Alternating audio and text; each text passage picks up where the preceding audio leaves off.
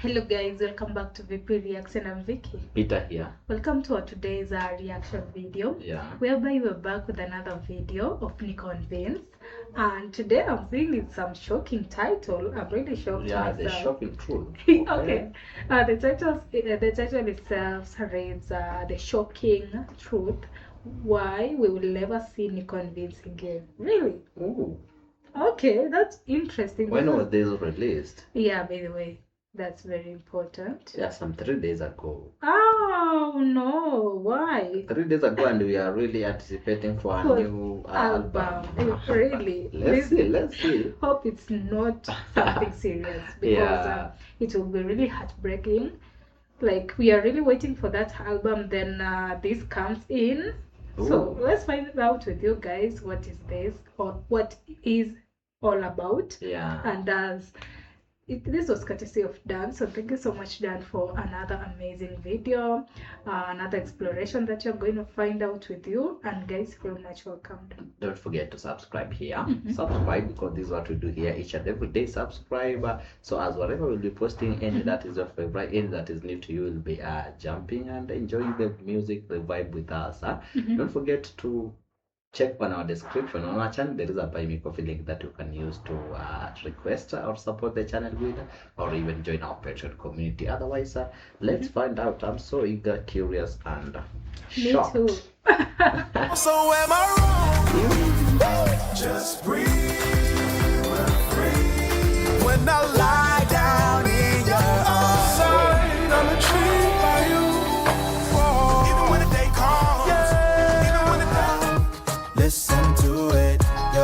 We don't want to follow we don't want to follow no trends that are being said that you have to be this if you're black, or you have to be like this. And I've always said, and I said it last time in an interview too, that when you grow up in a city, in a country where you're a minority, there are always challenges to it, You're different, you're an underdog. How does a duo from Norway sell millions of records worldwide, dominate Billboard charts, tour with Usher and Bruno Mars, then seemingly disappear? What if the two friends who refuse to have a plan B are hiding something bigger than their comeback? Before this ends, you'll discover 2 secrets that'll blow your mind. The dinner party conversation that changed their destiny forever, and the real reason they walked away from fame at the peak of their success. Stay close, because the Nico and Vinz story isn't what you think it is. The year is 2010. In Oslo, Norway, 2 young men from immigrant families are about to make a decision that will either destroy their futures or launch them into global superstardom. Kahuli Nikolai Sareba, known as Nico, grew up in Holmlia, Oslo, his father from Ivory Coast bringing West African rhythms into their home. Vincent Dinyari, called Vinz, was raised in Lambertseter, Oslo, with parents from Ghana who filled their house with highlife music and African soul. As parents from Ghana, I have a dad from Ivory Coast and a mother from Norway. In Ghana, they call themselves the Black Stars. In Ivory Coast, we call ourselves the Elephants. They met as teenagers, 2 kids navigating life as minorities in a predominantly white Scandinavian country. Nico was half Norwegian, half Ivorian. His mother was white, European, grounded in Nordic culture. Vince's stepfather was white Norwegian. They understood both worlds, the Western and the African, the majority and the minority, the privilege and the struggle. It definitely is. We are a mix of so many different things. We're a mix of our African roots, our Scandinavian heritage also, and also because we used to rap a lot before, also this urban culture, urban vibe that's to us. We mixed that up.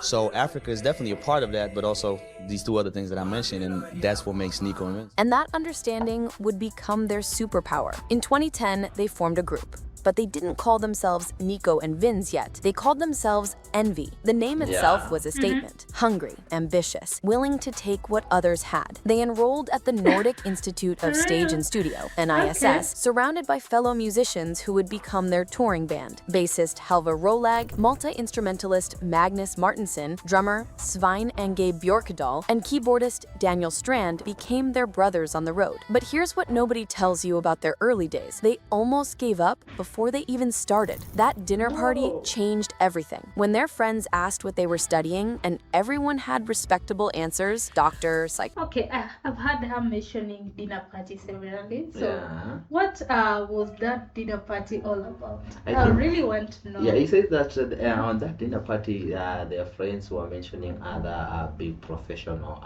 careers that they were venturing in. So I think that's the time back then, 2010, the dinner that they maybe chose to focus in music or something like that? Yeah, because she started by saying that dinner party made them will determine if they were going to be more famous or it will ruin their lives. But they were more famous, so I think they made the right Ecologist. decision. No? Well, let's continue. Stable careers with clear paths. Vinz said he was making music work. I remember actually I was at a dinner party with some friends, and we were just talking, and education and the future came up. One of my friends said, "Yo, I'm thinking of studying, to be a doctor." And this other my friend of mine, he said, "I'm studying to be a psychologist." And they looked at me and was like, "So Vince, what you think of studying?" I was like, "I'm thinking I'm gonna make this music work." Yeah. No plan B, just plan A. Executed until it succeeded or killed them trying. Days later, they were in the studio writing about that exact moment. The result? A song that would eventually help define their philosophy. Follow your vision, walk your walk, don't let anyone control your life. We were like, "Yeah, but you need a plan B." And I was like, "No, I don't need a plan B. I'm gonna make plan A work." We went to the studio a couple of days later and we started talking about it. Yeah. And we just had like similar experiences from this as well. Yeah, and even if you chop down the lyrics, you'll hear it clearly. Like, stop taking meaning notes. Sorry about that. Yeah.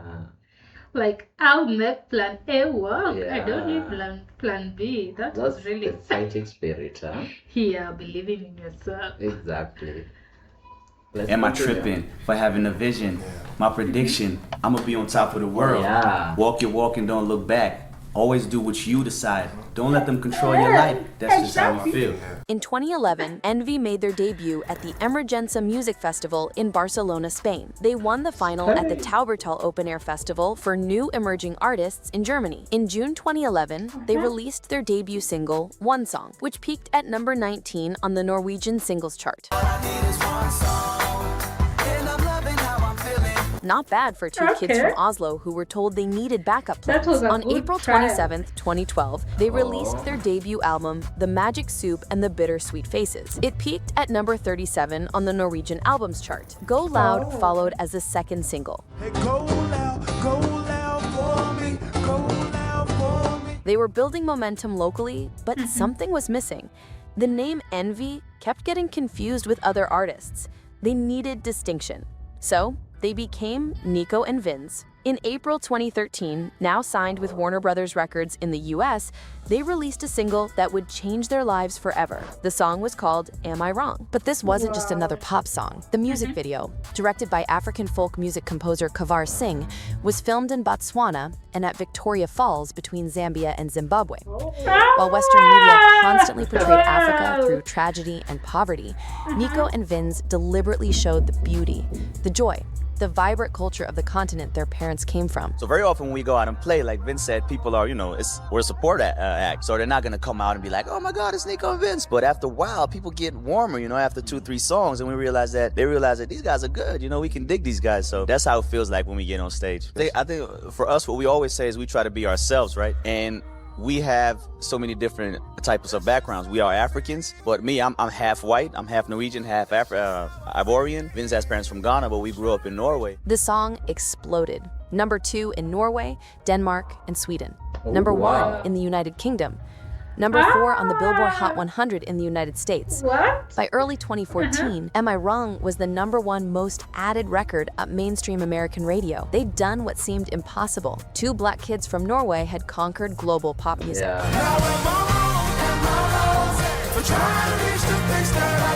In early 2014, they received the European Border Breakers Award at Eurosonic Festival. They performed at the Spellemann's Awards. They launched a Scandinavian tour. Then came the call that validated everything. Bruno Mars wanted them on tour. Wow. They traveled across Europe and the United States, opening for one of the biggest pop stars on the planet. But that wasn't enough. Usher called next.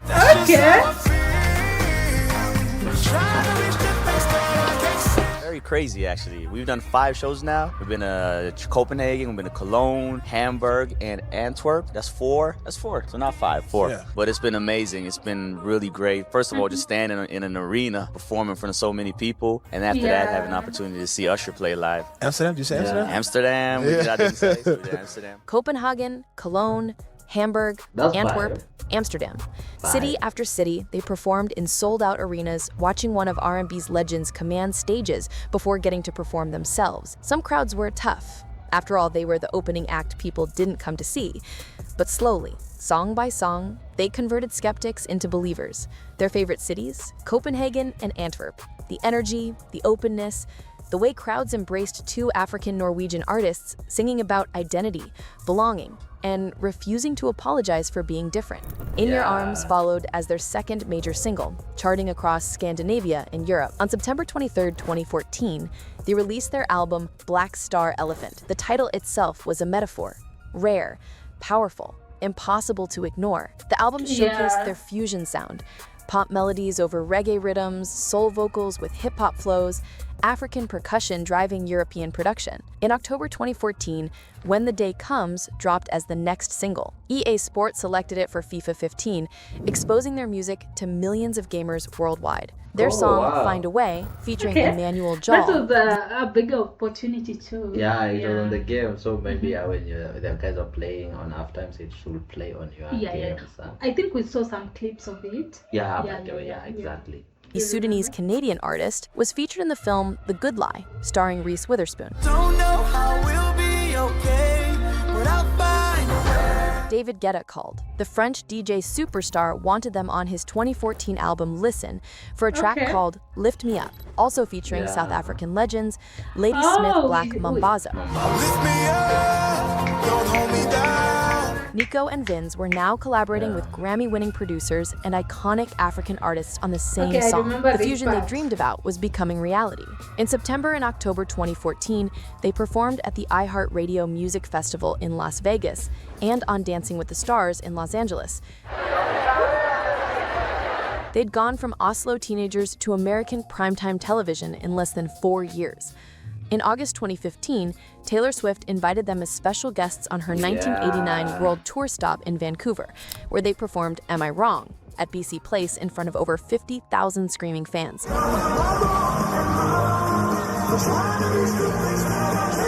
But success came at a cost nobody saw coming. Oslo, Norway, moved to LA, and as soon as we landed in LA, we started traveling everywhere. We got on tour with Bruno Mars. We just came off a tour in Europe with Usher. We've been doing promos. We've been traveling to wherever, being able to see America in its fullness now. So, it's been so much. We met so many different people. Like, you can only... In just 2 days, I'll show you how to lock the most. Of course, that is really pretty much, because when this is a film that is coming, you are not ready for all that. Now you're traveling everywhere, you're meeting superstars. You're busy. The schedule is just fun, and we're actually living a dream, so couldn't be more happy and blessed about that. They'd moved from their mother's homes in Oslo, a city of 500,000 in a country of 5 million, to Los Angeles, a sprawling metropolis of over 12 million people. The culture shock was brutal. Like I said, it's not even about just handling all the work or the traveling or like that whole aspect of it, but also just traveling and moving to a whole new different country, and that dealing with like a culture shock. Being in Oslo is 5 million people. Norway is 5 million people. Oslo is 500,000. But LA is I think it's about 8 or 12 or something like that. And so it's and just like the whole area is so big. Everything moved faster, bigger, louder. They went from being the biggest Norwegian artists to being relatively unknown faces in a city filled with superstars. Around 130 shows on the road, back-to-back promo, interviews, performances, barely having any time to breathe. But they were living their truth. At 16, Vinz got a home studio set up. His friends bought him a stand and a pop filter. His parents bought him a microphone. That bedroom in Oslo became their laboratory. When he was 18 or 19, he and Nico got serious. They looked at the stars on TV and asked themselves, what do we have in common with those people? The answer was simple. They're people too. If they can do it, why not us? In October 2015, they released the EP Cornerstone. The lead single, That's How You Know, featuring Kid Ink and Bebe Rexha, peaked at number 2 in both Norway and Australia. They also appeared on Alesso's song, I Wanna Know. Praying to a God followed as the second single from Cornerstone. She's praying to a God who won't talk back. In January 2016, they released Hold It Together, teasing their third studio album planned for later that year. But something shifted, the momentum slowed. The constant releases, the touring, the pressure, it was wearing them down. In November 2017, they released a new EP titled Elephant in the Room, featuring singles Intrigued and Listen. The title said everything. There were things they weren't talking about. Heard your hips don't lie. I'ma listen to you. Issues beneath the surface, questions about identity, purpose, and whether the pop machine was consuming who they really were. Then came 2019. In a podcast interview, Nico and Vinz revealed they were working on their sophomore album. Fans waited, labels waited, the industry waited, but the album never came. They didn't announce a breakup. They didn't release a statement. They just stopped. Two artists who'd sold millions of records, charted across 5 continents, collaborated with legends, and inspired a generation of African-European artists to embrace their dual identities. Gone. The truth is complex. They'd spent their entire careers fighting ignorance, showing that you could be African and Norwegian, that you could make pop music with African roots, that minorities could headline festivals and top charts. They'd proven at that dinner party years ago that Plan A was enough, but maybe, somewhere along the way, they realized the industry wanted them to be one thing when they were actually 100 different things. Nico spoke English, Norwegian, and French. Vinz spoke English, Norwegian, and Dagare. We used to rap a lot before, so we brought the urban influence into the music. We have African roots, brought the African influence in there. And also we're from Scandinavia, who are known for good pop melodies. So that's the way we kind of sing too. And all of that, and it's created this new mix that I think people like then. They weren't just musicians, they were cultural translators, bridge builders between continents and communities. Their music fused genres so seamlessly that people couldn't categorize it. Was it pop, reggae, soul, hip-hop, Latin? Yes.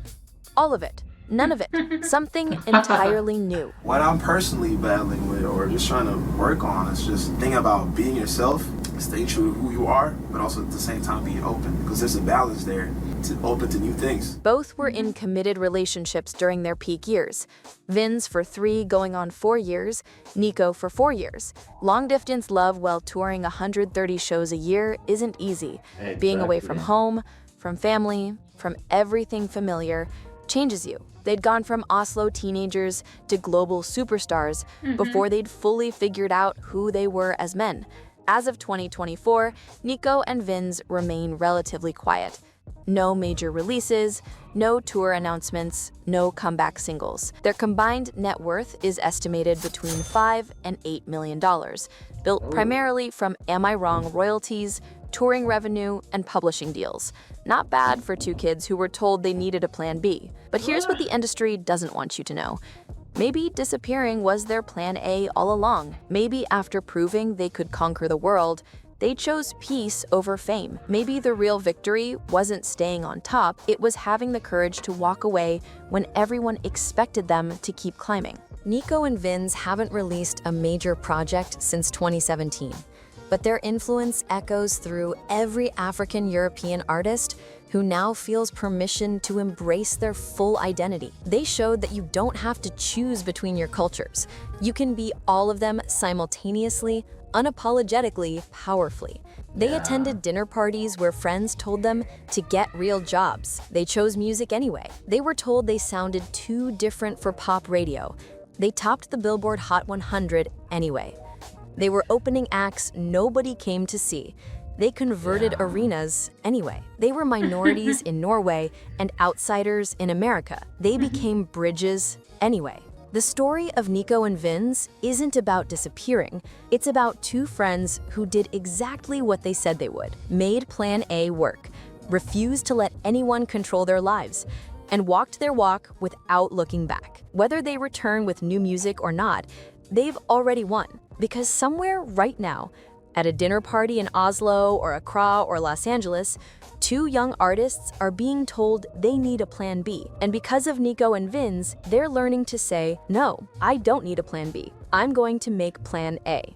Okay. Stop editing videos manually in 20. We just made it to the end without noticing. Huh? Yeah. Yeah, I think it's over. Yeah, it's over. I don't need plan B. I'll make plan A. So did our Both Norway narrator know that they are releasing something new? No, I don't think, so. I don't she think so. has any information. Any idea of it, huh? Okay, but of course, I think she just I thought it was something maybe they have announced or something. Yeah, no. But I think it's according to her, maybe Our research, and speculations. exactly. Yeah. But she has done it well, True. considering that she has just echoed what NicoAndVinz has been doing, what we have been saying here, what we have been saying, like there are motivation too. Like, she has just broke down every piece of it since exactly. the beginning of their journey to the end, not the end to where they paused, but we hopefully they will come back again. We are sure of it, they are coming back. So guys, these are very amazing. It shows that no man is limited. True. No man is limited. You can just aim higher and focus. Everything is achievable on earth. Exactly. No matter where you come from. I think that thing is for the back then. Maybe the races. It doesn't make you look down upon yourself. Just make more efforts. Also pray to God. Maybe you're coming. You feel like I'm coming from a small country. Maybe how will people impress me and all that? Just leave alone the people and just do whatever you want. Exactly. Like if you're meant to be on top, you will be, and your struggles, your hard work will push you up there. Exactly. That is it. So guys, we are still waiting. We are really waiting for the new release album from them. We are sure of it. Just finger closed. Yes.